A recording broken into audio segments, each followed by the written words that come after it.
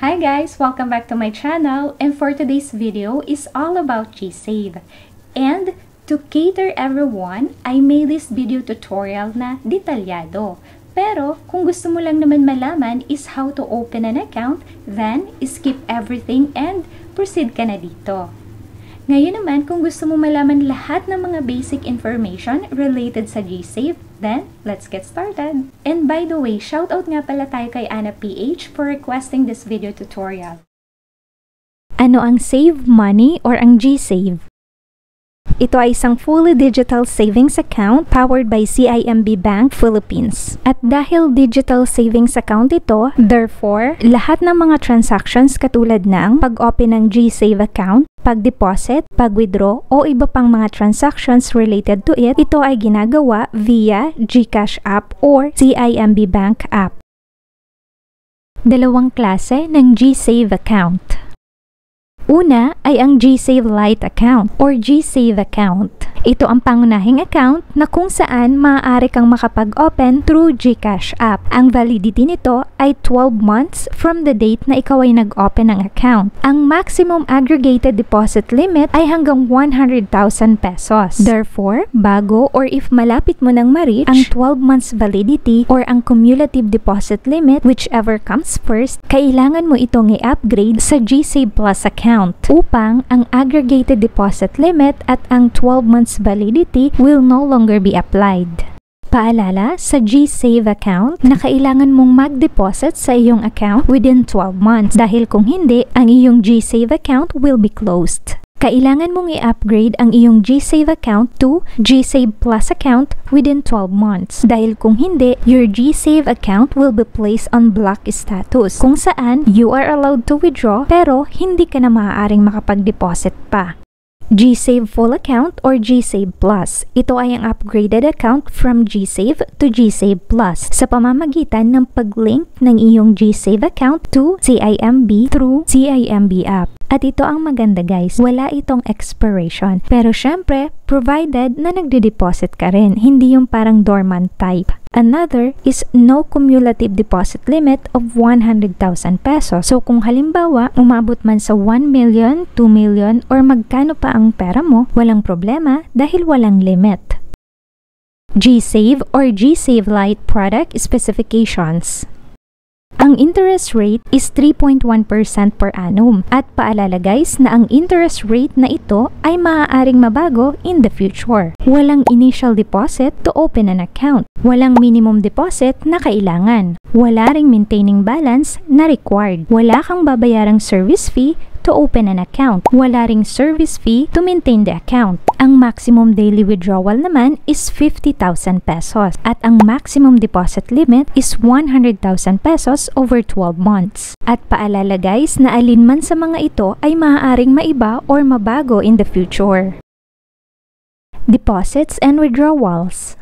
For GSave account, maaari kang makapag-deposit or withdraw through GCash app. Mamaya, ipapakita ko yan kung paano ginagawa. For GSave Plus account naman, maaari mo yang gawin via GCash app, automated teller machine, at CIMB's designated partners.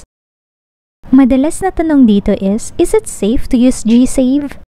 Well, ang GSave is powered by CIMB Bank, one of the Asia's largest banks. Ito ay regulated ng Bangko Sentral ng Pilipinas or BSP. At ang CIMB Bank is a member of PDIC. So lahat ng mga depositors nito ay insured up to 500,000 pesos. I know aware na ang karamihan, but for the benefit of all, ganito yung example. In worst case scenario, again halimbawa lang na nabankrupt ang bangko, maibabalik naman sa iyo ang halaga ng na-deposit mo or up to 500,000 pesos. So kung halimbawa 1,000 pesos ang laman ng account mo, 1,000 pesos din ang ibabalik sa iyo. So kung 600,000 ang laman ng account mo, 500,000 ang ibabalik sa iyo dahil ito ay insured up to 500,000 pesos. Ngayon naman, alamin natin ang mga requirements to open an account. Una, dapat meron kang GCash account. Pangalawa, your GCash account should be fully verified. And just in case you don't have a GCash account or your GCash account is not yet fully verified, ilalagay ko na lang yung video link sa description below. Next, you should be 18 years old and above. You are a Filipino citizen, not US person, and no existing savings account with CIMB. Alright, so kung na-meet mo na yan lahat, then let's go ahead and open an account. Log into your GCash account, tap Save Money, pindutin ang Open a Savings Account. Okay, so kung ma-notice nyo guys, may nakalagay, you are eligible to open a savings account. Pero, before we proceed, itap muna natin tong terms and conditions. Nabasa ko naman na yung mga dapat kong malaman and I am okay with it. So, balik na tayo. And tap Open a Savings Account. Ayan, successful naman siya and meron na tayong savings account. Okay, so pindutin natin tong done. Then tap Save Money. Under my savings account, nandyan ang account number, ang interest rate, at sa kasalukuyan, 3.1% annually. At paalala na maaari itong mabago in the future. Wala pang laman ng GSave natin, so mag-deposit tayo. Pindutin ang deposit. By the way guys, nakalagay naman dito ang halaga ng iyong GCash wallet at ng iyong GSave account. So kung magde-deposit ka sa iyong GSave account, ang halaga na ilalagay mo dito ay manggagaling or ibabawas sa iyong GCash wallet. I-enter ang halaga ng iyong i-deposit at maaari kang mag-deposit guys for as low as 1 peso. Pero ako, susubukan ko muna ang 10 pesos. Okay, then tap Next. Pindutin ang Confirm. Tap Done. Ayan, nabawasan ng 10 pesos ang GCash wallet. At ngayon naman, tingnan natin ang laman ng GSave Money. So, ayan yung dineposit natin na 10 pesos from GCash wallet. Nandito na siya sa GSave. Tingnan na rin natin ang transaction history. In fairness guys, nag-a-appear naman siya in real time. Ngayon naman guys, ipakita ko sa inyo kung paano mag-withdraw. I-enter ang halaga, tap Next, then tap Confirm, and then i-enter ang authentication code na sinend nila sa iyong GCash registered mobile number. Then, pindutin natin tong Submit. Alright, so as you can see, successful naman siya guys. Ngayon naman, pindutin natin ang Done. So, yung available balance sa GCash wallet na 22.80 na dagdagan ng 2 pesos dahil nag-withdraw tayo sa GSave. So, ngayon naging 24.80. Alright, so balik tayo sa Save Money or GSave. Ayan guys, yung savings balance nabawasan ng 2 pesos dahil nag-withdraw tayo. So, 8 pesos na lang. I-check na rin natin ang transaction history. And again, updated naman siya guys. Paano mag-request ng transaction history? By the way, ito talaga yung account ko guys, baka magtaka kayo magkaiba yung amount. And under transaction history sa GCash app, ang ma-view mo lang ay ang mga recent transactions. So if you want to view your previous transactions or for a certain date, then you have to request for transaction history. Okay, so request na tayo. I-tap mo lang yung envelope icon. Alright, so isasend nila via email ang iyong request transactions sa email address na linagay mo dito. Next, itap ang select number of days. And then you can choose either 7, 30, or 60 days. Pero kung may gusto kang i-view beyond 60 days or may certain date lang, then tap Custom. And then iselect mo lang ang start and end date. Then tap Confirm. So, base sa experience ko, hindi ko siya na-receive kaagad. So, you have to wait within a day. Alright, so open na natin yung sinend nilang transaction history. Alright, so pindutin natin tong naka-attach. For password naman guys, ang ilalagay mo is your last name and the last 4 digit of your registered GCash mobile number. And then tap Submit. Okay, so ito na yung transaction history. So, yung date range na request ko is from December 1, 2020 to March 1, 2021.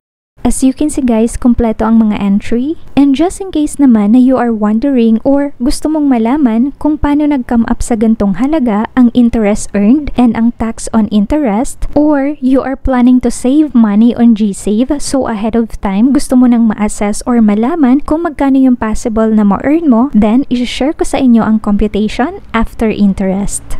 Okay, so ang gagawin kong example is base mismo sa na-earned ng GSave account ko. So una, i-compute muna natin yung gross interest earned. Nandito yung formula, and in order for us to compute that, hanapin muna natin yung P or average daily balance. So for the month of December, it is 1,000 pesos. Merong deposit na 1 peso, but at the same time, may withdrawal din na 1 peso. So therefore, ang ADB is 1,000 pesos. T or days of the month, it is 6.5. And then ang rate is 3.1%.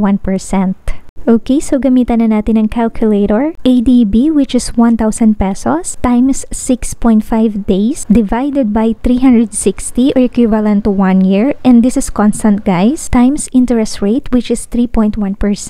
I-round off lang natin, and that will give us a gross interest earned of 0.60. I-check natin. Alright, so nandito siya guys. Interest earned is 0.60. Sa pangalawang step, i-compute na natin yung net interest earned. Okay, so i-follow lang natin yung formula. Ang interest earned or ang gross interest earned, which is na-compute na natin kanina, 0.60, i-times natin siya sa 20%, which is the withholding tax, upang malaman natin kung magkano yung tax on interest. Okay, i-check natin siya guys. Alright, so nandyan siya, tax on interest, 0.12. So balikan natin yung step number 2. Yung 0.60, which is yung gross interest earned, i-minus natin sa 0.12, which is the tax on interest, is equals to 0.48. Yun ang neto or yung net interest earned.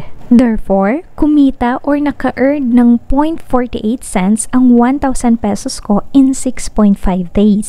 Ngayon naman, i-compute natin ang na-earned na interest for the month of January. ADB or ang average daily balance, which is 1,058 cents. Paano nakuha yan? December 25, may deposit na 1,000 pesos. Plus, yung net interest earned, which is yung kinompute natin kanina, 48 cents. Plus, January 19, may deposit na 10 cents. To sum it up, 1,058 cents. Days of the month, for January, it is 31 days. And then ang rate as of now, March 2021, 3.1%. Alright, so nandiyan naman yung computation. Kung i-follow mo yan, katulad ng ginawa natin kanina, that will give us a gross interest earned of 2 pesos and 67 cents. Pero syempre, ang halaga na yan is subject pa for withholding tax, which is 20%.